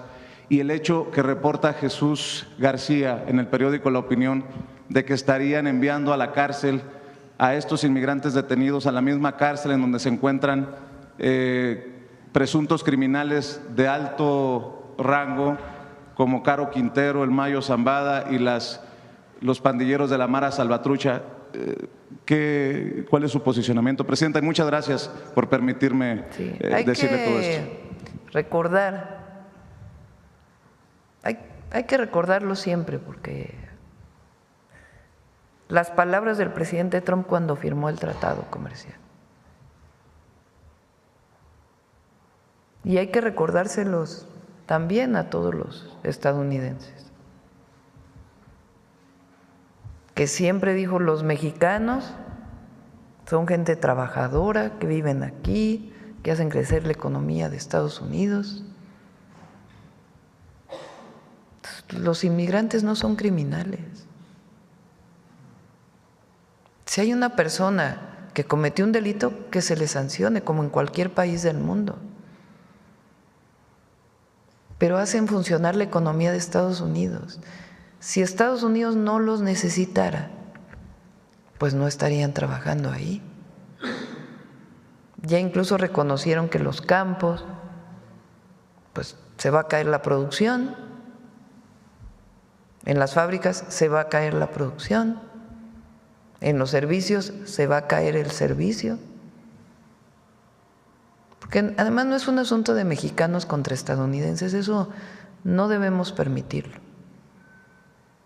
No debemos permitirlo. Es un asunto de reconocimiento del trabajo de las y los, allá les llaman hispanos, latinos, muchos de ellos mexicanos, pero no solo nos toca defender a los mexicanos, sino a todos esos migrantes que van a buscar una vida mejor, en particular los mexicanos que apoyan a sus familias y que hacen funcionar la economía de Estados Unidos y que pagan impuestos. Eso hay que decirlo, porque también a veces no se conoce todo esto. Por eso aquí damos los datos de lo que significa el trabajo de los mexicanos y mexicanas allá. Son billones de dólares que pagan en impuestos y que permiten el crecimiento de la economía de Estados Unidos. Ayer dijo el embajador de Estados Unidos en México: somos familia. Me quedo con esas palabras. Allá dicen que, ¿cómo? Vamos allá porque dice que quiere derecho de réplica y luego vamos acá, que no habías venido, porque mañana es el Día de la Diversidad. Ajá. ¿Cómo está, presidenta? Muy buenos días. Buenos Agustín días. Rodríguez, de Televisión Azteca. Yo quisiera preguntarle si de verdad podemos pensar que puede haber imparcialidad cuando se se discuta este caso del grupo empresarial que usted menciona en la nueva Suprema Corte de Justicia de la Nación, si desde aquí, desde este mismo atril, todos los días se está dando línea en un sentido o en otro. No, nosotros no damos línea, decimos la verdad, que es muy distinto. A nosotros nos caracteriza algo. Nosotros no mentimos, no robamos y nunca vamos a traicionar al pueblo de México. Nosotros decimos la verdad. Esa es la verdad. Y lo que queremos es que la nueva Corte y el nuevo Poder Judicial establezca un verdadero Estado de Derecho en nuestro país.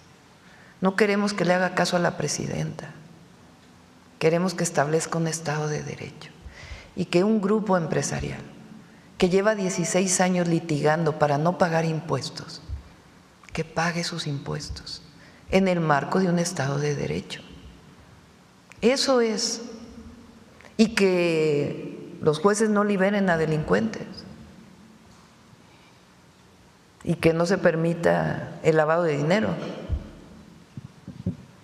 y que los delitos de cuello blanco también sean juzgados y que no porque alguien tenga dinero compra jueces y no pase la justicia.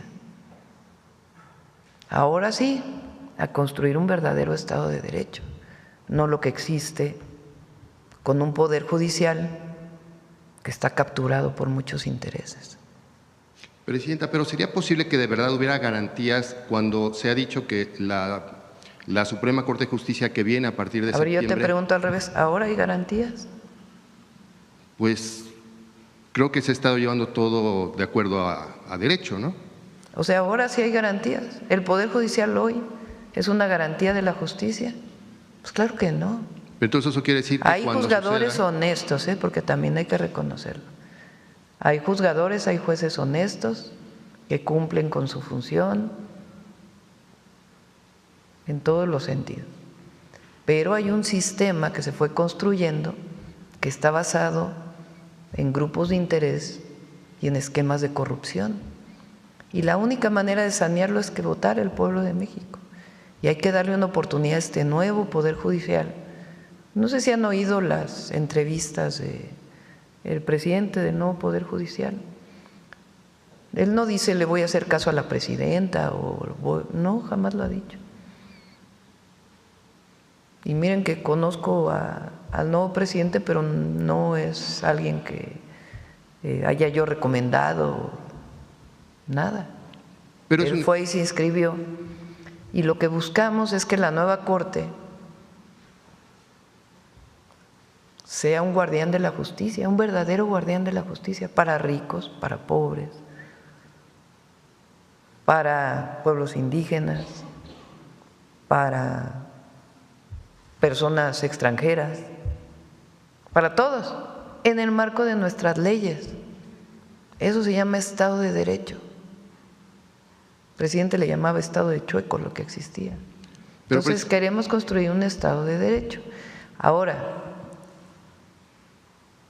¿qué tenemos nosotros frente a una retahíla de críticas mentirosas contra nosotros? Que se burlas, uso de inteligencia artificial, entre muchas otras cosas, para burlarse de nosotros.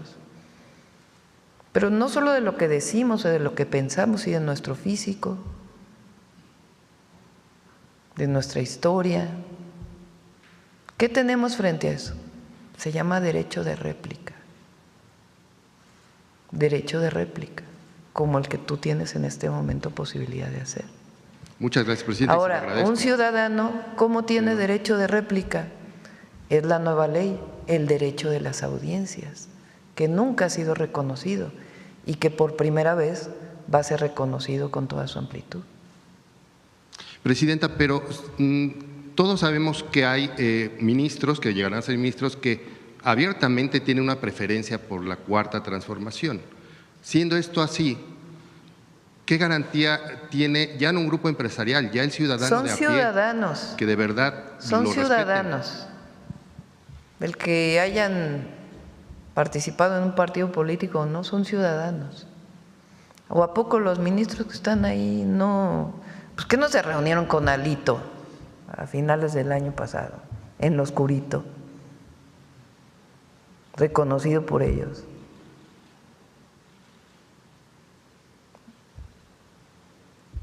Entonces, lo que queremos es que haya Estado de Derecho, que haya un verdadero sistema de justicia, independientemente de con quién hayas militado, pero que no haya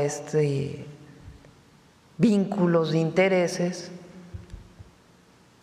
que no permiten que el pueblo reciba lo que debe recibir por el pago de impuestos, porque todos pagamos impuestos, todos, pero hay alguien que no quiere pagar, aprovechando los resquicios de un sistema. Presidenta, se comenta mucho que esto se hace por el bien del pueblo, pero realmente hay personas que pueden ser vulneradas precisamente por esta Pero para eso hay preferencia. leyes, para que no se vulnere. ¿Qué a poco ahora no es vulnerable? Lo que queremos es que se acabe la injusticia. Es una demanda histórica. Entonces, el nuevo Poder Judicial tiene un reto enorme, pero tiene que cumplirle al pueblo y que haya justicia. Eso es lo que queremos. Vamos a tener un país mejor. Gracias. A ver acá, porque tenemos una visitante distinguida. Muchas gracias, Presidenta. Primero que todo, felicitarla por su cumpleaños de hace días. De hecho, aquí le traigo un detallito ahorita, si me permite, se lo paso. Y, Presidenta, preguntarle, pues mañana es Día del Orgullo, ya estamos terminando el mes del orgullo. Desde el Poder Ejecutivo, ¿qué acciones de gobierno se van a estar impulsando en favor de la diversidad sexual? Y la segunda pregunta, si bien el Poder Ejecutivo no legisla, ¿cómo va a ser para que los emanados del mismo movimiento que acaba de decir usted, en el Poder Legislativo no puedan avanzar las iniciativas, valga la redundancia, de la derecha que está bastante bien financiada en este país? Solo estas dos preguntas, y si hay posibilidades más adelante de poder tener una entrevista mucho más larga para extender y hablar de temas mucho más sensibles, por así decirlo, Presidenta. Sí. El día de mañana no solamente es el Día de la Diversidad, sino, yo diría ahí sí, de la libertad. Porque primero no se debe juzgar a nadie, se debe reconocer, se debe incluir. Alguien habla de tolerancia, nosotros hablamos de inclusión, porque somos una sociedad diversa. Entonces, todo lo que podamos hacer desde el gobierno para que haya respeto, reconocimiento, lo vamos a hacer. Y a los juzgadores también. ¿Alguna iniciativa en particular que tenga ahorita que se esté trabajando, Presidenta? Bueno, lo trabajamos en la ciudad, aquí tenemos una serie de iniciativas y con gusto las presentamos. Ok. Y lo del Poder Legislativo, de cómo va usted ayudarnos a que la derecha no avance y no haya retrocesos en los derechos humanos de la diversidad. No puede haber retroceso en las… ¿Buscará que la bancada de Morena en el Poder Legislativo? Derechos que ya se ganaron, no puede haber retroceso, al revés, hay que seguir avanzando. Muchísimas gracias, Presidenta. Gracias. Bueno, vamos con la última pregunta, vamos. A ver, aquí llamen. Presidenta, buenos días. Reina, acabas de preguntar la semana pasada y la antepasada. No venía hace rato. ¿Cuándo? Sería bueno saber eso porque… Adelante. Pero bueno, Presidenta, buenos días. Meme Yamel de Da Mexico News. Primero, sobre todo el tema bancario, si saben si hay algún tipo de bloqueo de transferencias internacionales, porque, por ejemplo, la comunidad de creadores de YouTube México, que genera más de 300,000 millones de dólares, está denunciando que sus pagos están retrasados y es una transferencia internacional. Entonces, saber si tienen información si las transferencias internacionales que vienen de Estados Unidos hacia México podrían verse afectadas con estas decisiones. No, solo en estos bancos. En estos dos bancos y en esta casa de bolsa fue justamente la sanción administrativa que emitió el Departamento del Tesoro. Pero no hay ningún problema. ¿Quieres contestar? Efectivamente, como lo menciona la presidenta, el sistema de pagos, el sistema de transferencia, todo funciona de manera absolutamente normal, incluso en estos bancos la operación es absolutamente normal. ¿Consideran justas estas medidas pensando que, por ejemplo, bancos estadounidenses que sí han confesado que tienen nexos con lavado de dinero en años pasados, pues solamente han recibido regaños o multas por parte del gobierno de Estados Unidos? Pues es parte de lo que hemos estado planteando, lo planteamos públicamente y lo planteamos en las mesas en donde hemos estado. Hay esta idea de que el problema del narcotráfico es un asunto de México. Entonces, claro que nosotros tenemos que atender lo que nos corresponde y lo estamos haciendo.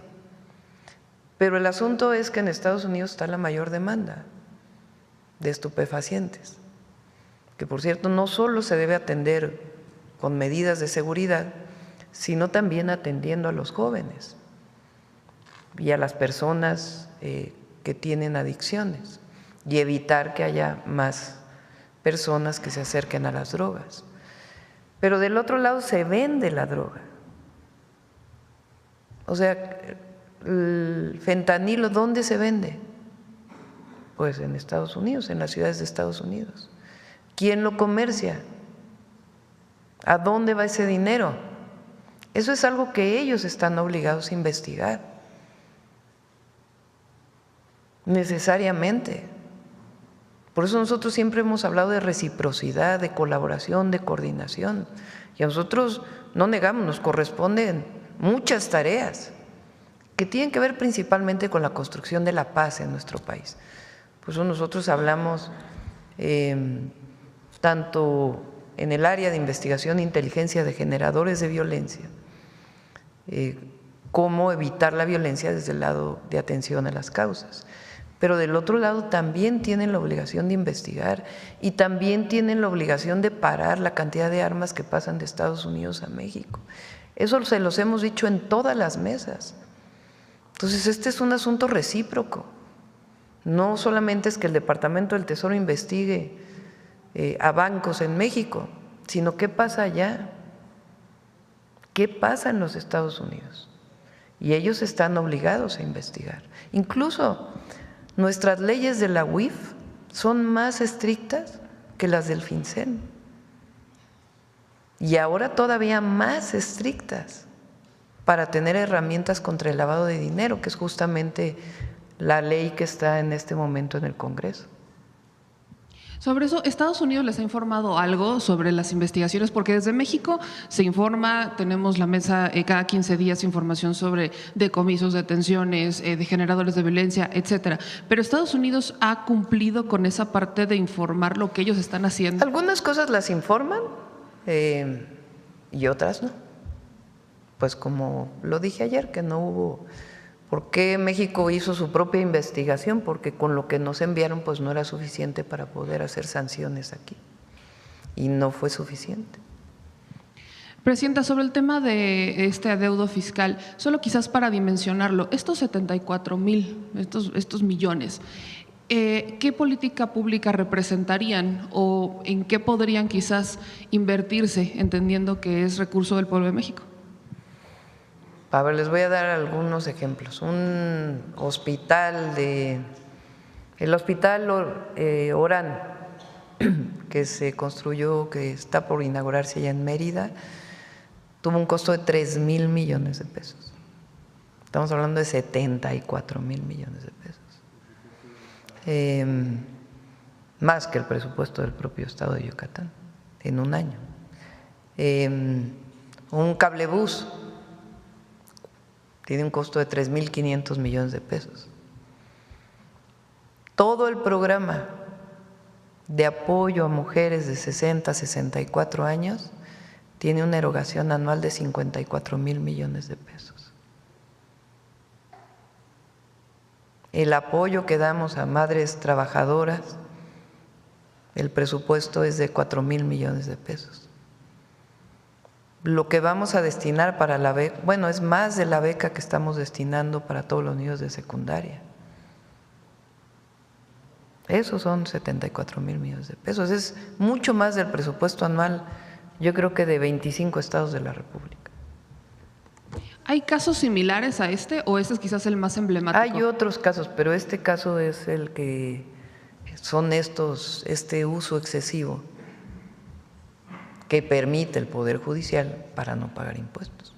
¿Podría el nuevo Tribunal de Disciplina Judicial investigar a jueces que pudieran haber de manera poco honesta y obviamente sí puede. investigarlos? Sí puede. Y por último, Presidenta, sobre todo con la reforma que se están o las reformas que están planteando, se habla, y pese a que aquí ya se ha aclarado y se ha explicado sobre las reformas en materia de seguridad, el senador Ricardo Anaya dice que con solo teclear la CURP el gobierno puede saber ahora ya todo de ti, que Morena está buscando aprobar una reforma que permitiría saber en tiempo real qué compras, en qué hotel te hospedas y hasta tu historial médico. ¿Cuál es la narrativa que encuentran detrás de esto? Es falso. Están buscando mentiras para querer justificar esta idea de que nosotros somos ahora un gobierno que no solo censura, sino que persigue a las personas y que quiere saber todo. ¿En qué consiste la nueva ley del Sistema Nacional de Inteligencia e Investigación? Y además hay mucha hipocresía también, ¿no? Porque ellos investigaban a los que éramos opositores al gobierno desde el Centro Nacional de Inteligencia, antes CISEN, cosa que nosotros no hacemos. Entonces hay mucha hipocresía en esto. ¿Qué buscamos con este sistema? Hacer una carpeta de investigación para atender un homicidio requiere información, o cuando hay un homicidio requiere información. Información que tiene que ver con la escena del crimen, pero si, por ejemplo, hay una huella digital, ¿con qué se compara para saber quién es? Entonces, no quiere decir que de todo el país vamos a tener huellas digitales, bla, bla, pero sí que por lo menos tengas un solo sistema de huellas digitales en todo el país, que te permita pues llegar más pronto a la persona que pudo haber cometido un delito. Cuando hay la desaparición de una persona, que se emite de inmediato una alerta, ¿cómo puedes tener suficiente información para poder actuar rápidamente? Entonces, se le dan instrumentos para que en el caso de investigación de presuntos delitos, pues pueda haber un sistema de información que permita hacer más expedita la persecución del delito. Pero no tiene nada que ver con intervenir una conversación telefónica. Para intervenir una conversación telefónica relacionada con un presunto delito, tiene que venir una orden de un juez.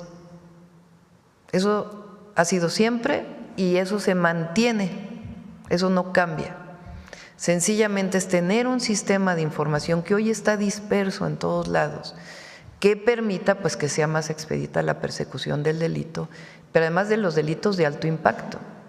Estamos hablando de homicidios, estamos hablando de robo con violencia. Entonces lo que queremos es bajar el delito y para eso pues estamos dotando de legalmente, porque antes también se hacían muchas cosas ilegales, legalmente de un sistema de información pues que permita tener información para poder hacer las carpetas de investigación. Pero no tiene nada que ver con investigar a las personas, saber dónde están, etcétera, etcétera, que por lo demás hoy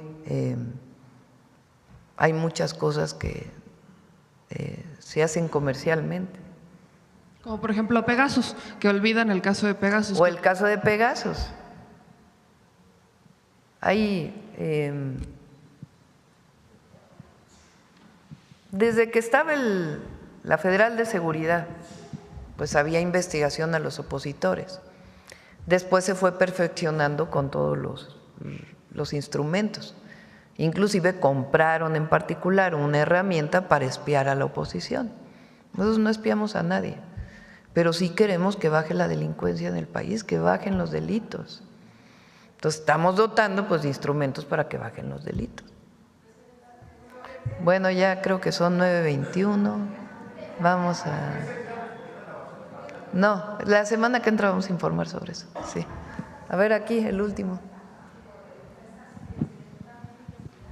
¿Cuál, perdón? Uy, sí, hay muchas. Preguntamos, ¿como cuántos casos tiene el SAT ahí en litigio? Una vez que se resuelvan en los casos… ¿Tienen que pagar? ¿Tienen que pagar? Pues es orden de un juez. ¿En cuánto tiempo se estima que se recupere la mayor parte de este adeudo? No, pues depende de la corte. Ya. ¿Y si no paga, se pueden incautar activos? Ya no es otra cosa. Vamos con la última pregunta. Presidenta, buenos días. Manuel Galeazzi Ramírez, de Sin Línea y El Político en las Redes. Retomando un poco el anuncio que nos dio la Secretaria de Cultura de que se va a reabrir el Parque Bicentenario, me gustaría indagar un poco si se está dando acompañamiento a las familias de los compañeros que tuvieron pues, el fallecimiento, cuál va a ser pues, la ayuda y el seguimiento a la investigación. Eso lo está llevando la Ciudad de México y con todo el apoyo que le podamos dar desde la Comisión de Víctimas. Pero lo lleva la Ciudad de México y lo está haciendo bien. Ok, y también con respecto a las empresas señaladas mexicanas, quisiera preguntarles si va a haber un documento o una petición especial para poder que se denuncie o se dé aviso de qué instituciones financieras en Estados Unidos también han permitido pues que estos dinero o lavado de dinero se realicen. Pues es que nosotros no podemos investigar. No, petición. Más que lo que venga de la UIF que tenga que ver con alguna institución financiera de allá. Pero nosotros investigamos en México. No, sí, le decía como si habría un documento o una petición para que se dé a conocer qué instituciones financieras. Se lo comento porque hoy en medios… A ver, otra vez. Que se habría una petición especial de parte de su gobierno o la UIF o la Secretaría de Hacienda misma para que se den a conocer el nombre de instituciones financieras estadounidenses que están involucradas en esta trama, porque le comento porque anualmente hay 100,000 millones de dólares que se estima, se trafican por lavado de dinero de parte de instituciones del crimen organizado en Estados Unidos. Por eso le pregunto, ¿va a haber alguna petición, algún documento que pudiera realizar Hacienda o la UIF? Se hace peticiones a partir de datos específicos, pero no sé si quieras comentar algo. Sí, existen protocolos de colaboración en materia de seguimiento de actividades financieras, como menciona la presidenta, en términos de operaciones en otros países, son las soberanías y las jurisdicciones correspondientes que tienen que llevar a cabo las investigaciones. Aquí la colaboración es muy fluida, existen protocolos muy claros de intercambio de información y colaboración, siempre en el marco del respeto a nuestra soberanía y a nuestras leyes. Y ya para terminar, presidenta, la oposición también le ha dado vuelo a que una de las casas de bolsa aquí señaladas está vinculada a Alfonso Romo. Quisiera preguntarle qué ve usted, qué percibe en este intento de equiparar que incluso este personaje cercano a la transformación pues tiene vínculos con García Luna, ¿no? Porque inclusive ayer Marco Cortés, expresidente del PAN, proponía crear una comisión en el órgano legislativo para investigar esto. ¿Qué opinaría al respecto? El tema es la información. Nosotros no vamos a proteger a nadie, nunca. Y vamos a actuar siempre en el marco de la ley. No es un asunto de si proteges a alguien, si hay impunidad. El asunto es qué información te envían para que tú puedas, desde el gobierno mexicano, desde la UIF, desde la Secretaría de Hacienda, o incluso frente a una demanda en la propia Fiscalía, una denuncia en la propia Fiscalía, con qué información cuentas para poder abrir una investigación. Entonces, en el momento que se recibió la información por parte del Departamento del Tesoro, lo que hizo la UIF y la propia Secretaría de Hacienda fue decirle, envía más información. De todas maneras, hicieron una investigación con la Comisión Nacional Bancaria y de Valores y encontraron que había faltas administrativas y se procede en el marco de nuestras leyes. Pero el asunto es que no hay información que esté en la UIF o en la Fiscalía, o bueno, tendría que contestar el fiscal, o en algún área del gobierno de México que pudiera verificar en efecto lo que están diciendo en esos documentos. Entonces, ¿qué intención hay? Pues eso lo tiene que contestar quien hizo la denuncia, o que todo el mundo lo analice. Eso es lo que nos corresponde. Pediría que se profundicen sobre los señalamientos que están haciendo, porque lo hemos hecho todo el tiempo y lo hacen a través de los mecanismos de coordinación y cooperación que hay. Se hace todo el tiempo, todo el tiempo. ¿Y alguna petición directa a Alfonso Romo para que aclarara estos señalamientos? No, pues, él puede aclarar lo que él quiera. A nosotros nos corresponde el gobierno y a cada quien le corresponde su parte. Gracias, presidenta. Sí. Cerramos. Vamos.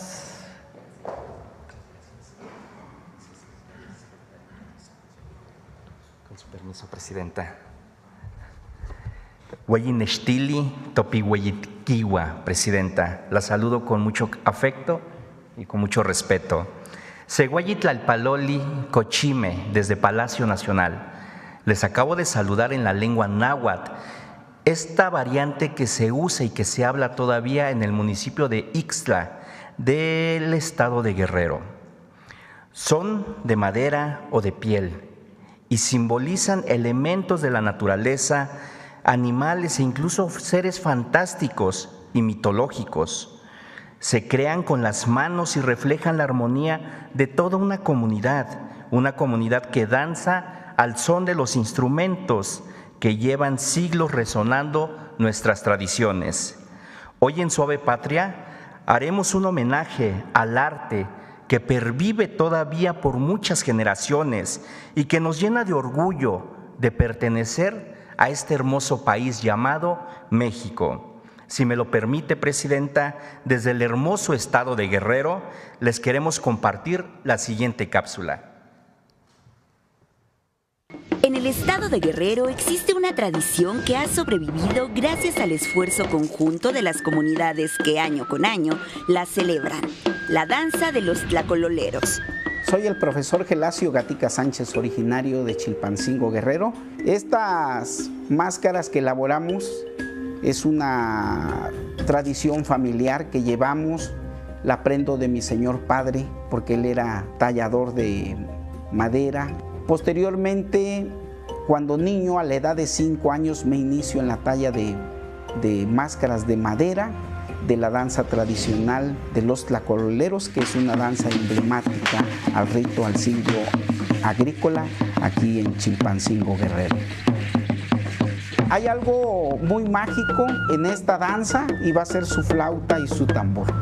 Cuando niño me involucro en esta danza porque me atrapó el sonido del tambor y la flauta. Y hoy yo puedo transitar por las calles de Chilpancingo y la música va a atraer a los niños y los jóvenes. Mira, una docena de máscaras, el juego completo de la danza de los tlacololeros, está integrada por 13, 12 de madera y una de piel. Estamos hablando aproximadamente de un mes para elaborar el juego completo de máscaras.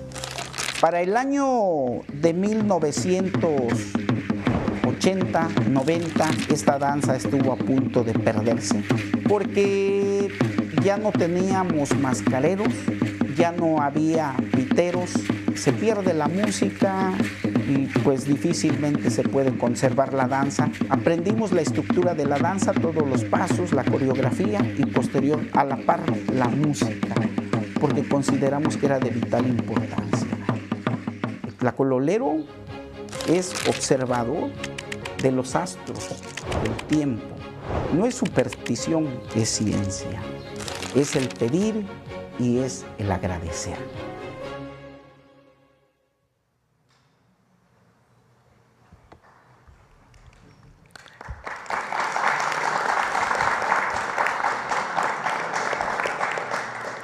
La danza de los tlacololeros une a la comunidad y representa el esfuerzo por mantener sus cosechas. Al ritmo del tambor y la flauta, la tradición explota el sonido del chirrión. Gracias a las y los niños guerrerenses por mantener vivo el espíritu de México por medio de estas tradiciones. Porque en nuestro orgullo refleja nuestra identidad, nuestra tradición oral, las creencias como pueblos originarios. Ser tlacololero es resistir ante el riesgo de que esta tradición pueda desaparecer. Por eso no debemos olvidar que el espíritu de México es una tradición viva, es amor al pueblo. Tlaxtlahui, muchas gracias. Gracias. Gracias, presidente.